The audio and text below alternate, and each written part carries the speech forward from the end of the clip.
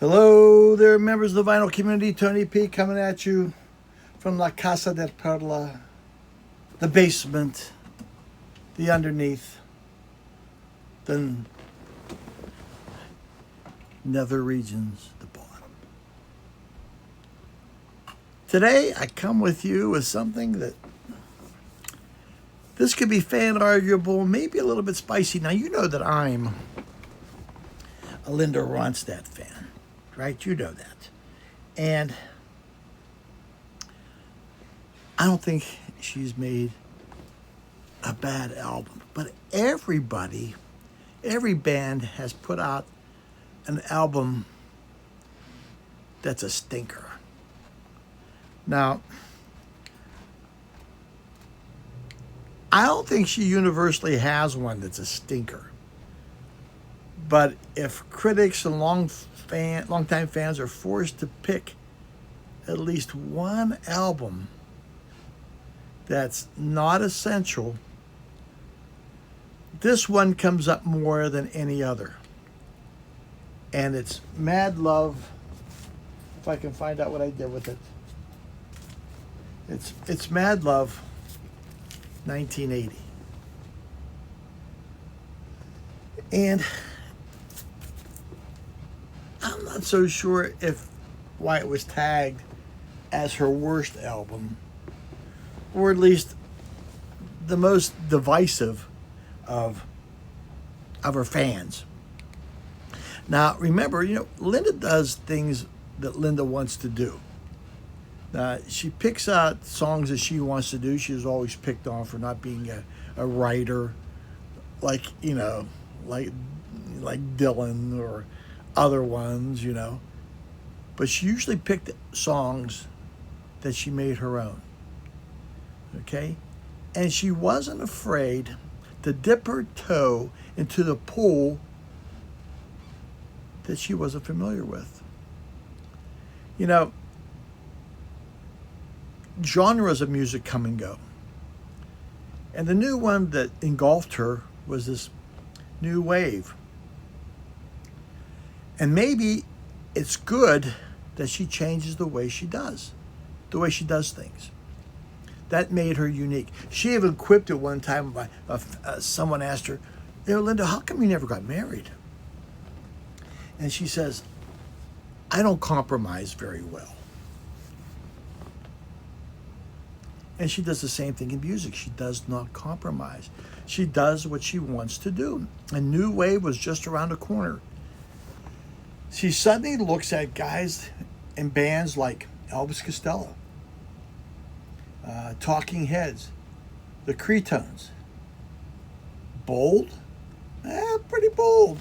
Like, remember what I said. She doesn't compromise. She does what she wants to do. Is it something the fans wanted?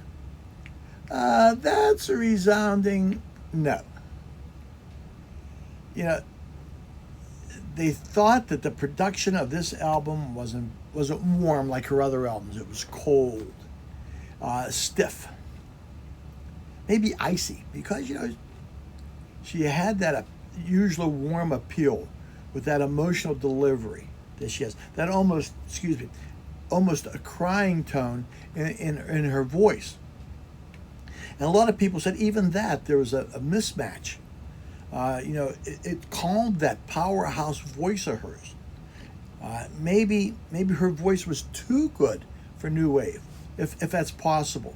Maybe it was too polished. I don't know. But hey, does this change her identity? Now, here's where things sometimes get a little bit funny. It's not a bad album. It's not a bad album. It's an album that's just not liked.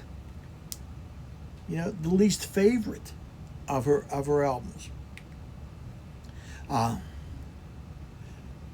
Sometimes, when you talk about some stinky albums, if you talk to anybody else, they might say, hey, that's not a bad album, but maybe Living in the USA, it was criticized for being too safe.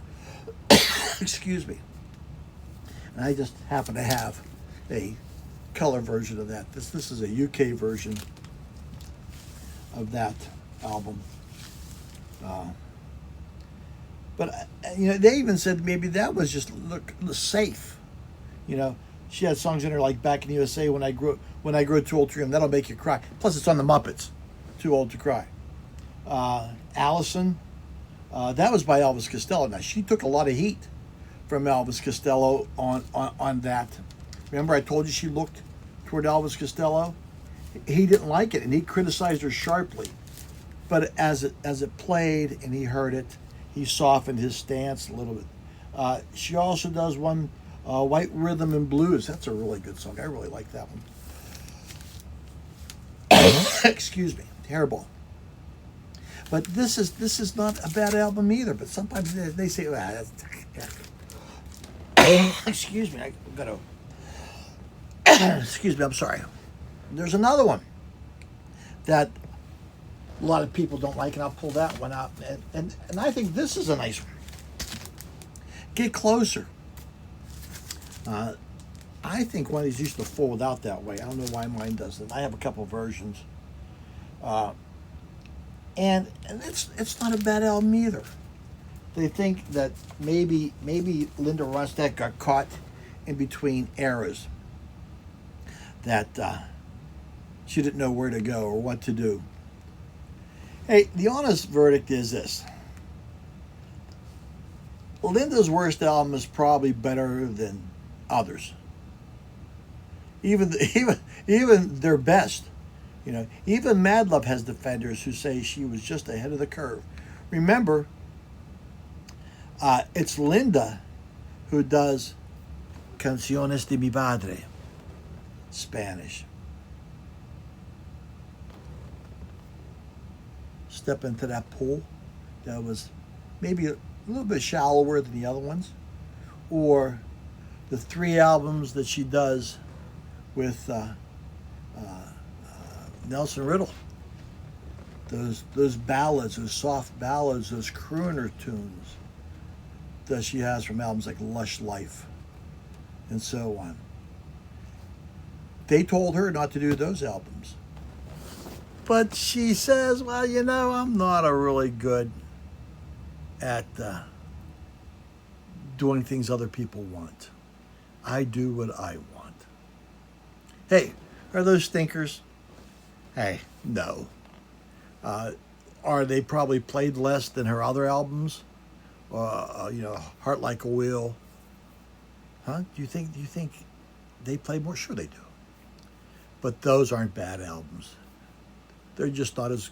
Those albums maybe aren't lift up to those standards of those other albums that other people hold.